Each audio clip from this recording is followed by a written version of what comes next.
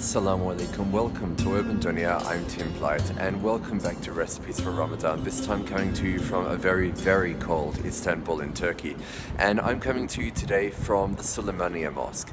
The Süleymaniye Mosque is the final resting place of Suleiman the Magnificent, one of the most prominent leaders of the Ottoman Empire.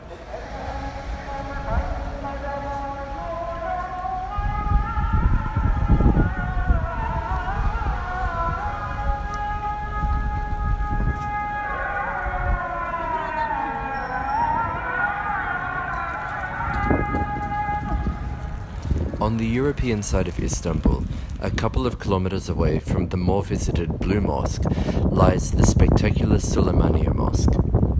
It was built on the orders of Sultan Suleiman the Magnificent, and construction took 8 years from 1550 to 1558. The building is a blend of Islamic and Byzantine styles, the culture left behind in Istanbul from previous empires.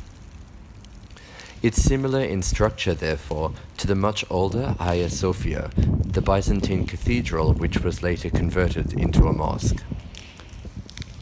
So influential is this architectural style that most modern mosques in Istanbul are nowadays designed in the same manner. The large open courtyard leads through to the main dome above the prayer hall. Parts of the interior are designed with decorated ceramic, as well as marble, ivory, and mother of pearl. Adjacent to the main mosque is the tomb of Sultan Suleiman the Magnificent himself, along with the tombs of his wife and their daughter, and the tombs of several later sultans.